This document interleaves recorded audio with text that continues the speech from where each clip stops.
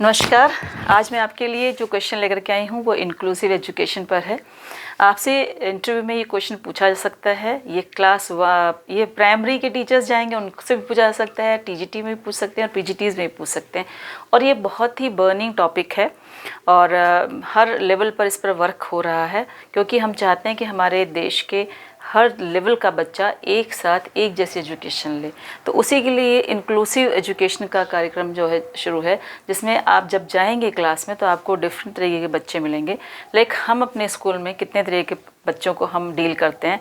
मेरी क्लास में एक सेरेब्रल प्लेसी का बच्चा है जिसका ब्रेन से और उसके हाथ से कोई कोऑर्डिनेशन नहीं है।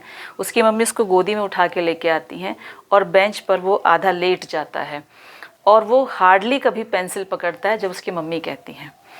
और वो कभी 10 मिनट रुकता है, कभी 5 मिनट, और फिर मैं उसको बोलती हूँ नहीं आप इसको लेते जाइए, क्योंकि सारे बच्चे वहाँ डाइवर्ट हो जाते हैं, उसको देखने लगते हैं। क्लास का जो भी टीचिंग प्रोसेस है वो हैम्पर करने लगता है। आप इंक्लूसिव एजुकेशन की बात तो कर रहे हैं, लेकिन इतना मुश्किल और टफ टास्क है ये हम लोगों के लिए, क्योंकि हम ट्रेंड भी नहीं हैं, हम उनकी बहुत सारी चीज़ों को जानते भी नहीं हैं। उसके बाद भी हम उन बच्चों को लेकर के और ये कोशिश करते हैं कि वो स्कूल में कभी कभी आएँ और उनको उस लेवल पर लेके आए। लेकिन इससे भी कम वाले भी बच्चे आते हैं। लाइक कोई बच्चे को देखने में प्रॉब्लम है, किसी बच्चे को ऑटिज़म है, मीन्स वो बच्चा सही से बोल नहीं पा रहा है, कोई हाइपर एक्टिव बच्चा आपको मिलता है क्लास में जो क्लास में बैठना ही नहीं चाहता है, या आप बोर्ड पे लिखने लगे, पीछे उसने 2 बच्चे को मार दिया, आप कुछ उसने आपसे कहा कि मैम मैं गो टू टॉयलेट, बाहर गया और बाहर जाके वो पत्थर चला रहा है, किसी बच्चे को मार रहा है। तो आप ऐसे बच्चों को कैसे डील करेंगे? बहुत तरीके के हैं। कुछ बच्चे हैं जो बहुत स्लो राइटर होते हैं, तो वो भी हमारे इसी इंक्लूसिव एजुकेशन का पार्ट होते हैं। हम लोग ट्रेंड नहीं है, मैं बार बार कह रही हूँ, लेकिन हमारा जो रोल है वो मुझे लगता है कि बहुत ही ज़्यादा यहाँ पर क्रूशल होता है। क्योंकि बीइंग अ टीचर आपको क्या करना चाहिए, ऐसे क्वेश्चंस आपसे पूछ सकते हैं कि आप क्लास में गए और आपकी क्लास में 2 तरीके के बच्चे हैं कि एक बच्चा है जो आँख से देख नहीं सकता है, दूसरा बच्चा है जो कान से सुन नहीं पा रहा है, और आपके पास नॉर्मल बच्चे हैं और आपको एक टॉपिक पढ़ाना है। अब आप पढ़ा के बताइए कैसे आप अपना क्लास लेंगे। तो अब आपको वहाँ तुरंत अपना जो है प्रेजेंस ऑफ माइंड काम करना है कि आपको कोई एक ऐसी एक्टिविटी सिलेक्ट करिए जिसमें कुछ सुनाई दे और कुछ आप एक्शन हाथ से करके दिखाएं। ठीक है, तो वहाँ क्या होगा, जब सुनाई देने वाला बात है, जिसको बच्चे को आँख से प्रॉब्लम है वो देख करके और सुन करके आपकी बात करेगा, और जिस बच्चे को सुनाई नहीं देता है वो आपके हाथ के इशारों से और आपकी बॉडी लैंग्वेज से हो सकता है कुछ चीज़ें सीख जाए। ये बच्चे नॉर्मल से थोड़ा लेट सीखते हैं, बट यूज्ड टू रहते हैं कि आते रहते हैं क्लासेस में। तो हम अपने लेवल पे क्या करते हैं, मैं आपको सिर्फ उतना ही बता रही हूँ। सबसे पहले तो कि टाइप ऑफ हिज और हर रिक्वायरमेंट वो टीचर को ज़रूर जान लेनी चाहिए कि आप जहाँ पढ़ा रहे हैं वहाँ बच्चा किस लेवल का क्या मतलब उनको क्या प्रॉब्लम है। ठीक है, उसकी क्या रिक्वायरमेंट हो सकती है। लाइक उसको चलने की प्रॉब्लम है, बैठने की प्रॉब्लम है, सुनने की प्रॉब्लम है, वो बहुत ज़्यादा हाइपर एक्टिव है कि नहीं है। तो ये रिक्वायरमेंट आप अपने पास नोट कर लीजिए उस बच्चे के साथ में। दूसरा है helping attitude of the classmates and the teachers. ये तो आपका रहेगा ही, मतलब आप एक टीचर हैं अच्छे, तो आप अपनी क्लास को भी समझाएंगे कि बेटा हमें इन बच्चों को अपने जैसा समझना है और इनको ज़रूरत पड़ती है तो आप टाइम टू टाइम इनकी हेल्प भी करते रहेंगे। फिर है शेपिंग योर क्लासरूम।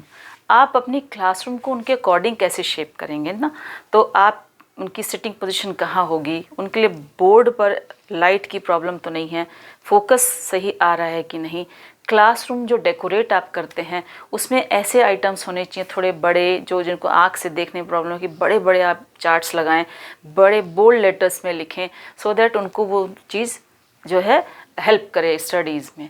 तो आप इस तरीके का अपना क्लासरूम को शेप कर सकते हैं। ठीक है, दूसरा है changes in the classroom transactions.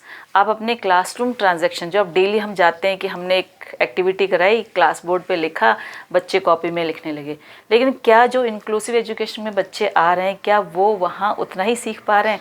नहीं, ये बहुत मुश्किल होता है कि ये बहुत ही मुश्किल टास्क है, मतलब मेरे हिसाब से। बट आपको वहाँ थोड़ा सा हेल्प ये करनी होती है कि अपनी जो एक्टिविटी कराई है उसमें या तो उन बच्चों को इंक्लूड कीजिए उनकी, जिससे उनकी एक तो जो कॉन्फिडेंस लेवल है वो हाई हो और लगे कि हम कुछ कर सकते हैं। दूसरा, कुछ एक्टिविटी ऐसी कराए जिससे वो अननोइंगली सीखें। जैसे मैंने अभी थोड़ी देर पहले बताया था कि अगर आप किसी बच्चे को सुनने में प्रॉब्लम है तो आप बॉडी लैंग्वेज यूज़ करेंगे, आप कुछ फ्लैश कार्ड्स यूज़ करेंगे, कुछ आप पिक्चर्स यूज़ करिए सो दैट आपका ट्रांजैक्शन उसके लिए बेनिफिशियल हो जाए, ठीक है।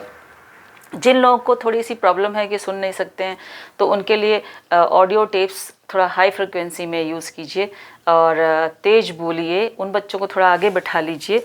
इस टाइप की चीज़ें आप अपनी स्ट्रैटेजीज़ में क्लासरूम ट्रांजैक्शन में कर सकते हैं।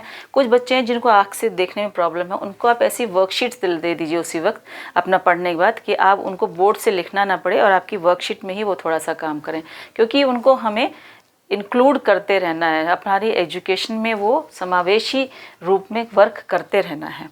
Then connect to the parents, means connected to the parents का मतलब है कि टीचर को उनके पेरेंट्स से एक कनेक्शन बना के रखना, आपकी बॉन्डिंग होनी चाहिए, आपका और उनका कन्वर्सेशन होना चाहिए जब आप क्लास में जाएंगे।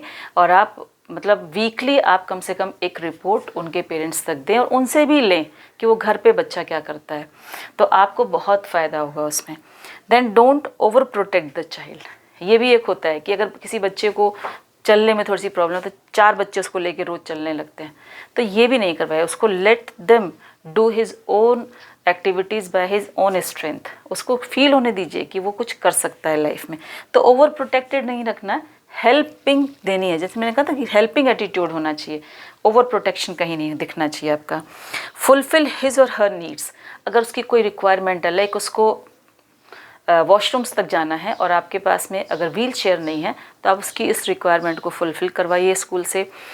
किसी बच्चे को प्रॉब्लम है कि वो आगे बैठता है लेकिन उसकी सीट की जो साइज़ है वो डिफ़र कर रही है, उसको थोड़ा और छोटी या बड़ी साइज़ चाहिए, आप वैसी नीड उसके अकॉर्डिंग एक टेबल का अरेंजमेंट स्कूल लेवल पर एडमिनिस्ट्रेशन से करवा सकते हैं। आपको ये लगता है कि स्टूडेंट जो है उसका फिक्स्ड प्लेस एक रहनी चाहिए क्योंकि उसको देखने में प्रॉब्लम है, तो वो फिक्स्ड उसकी एक प्लेस कर दीजिए, ठीक है। इस तरीके की उसकी नीड्स को आप फुलफ़िल कर सकते हैं।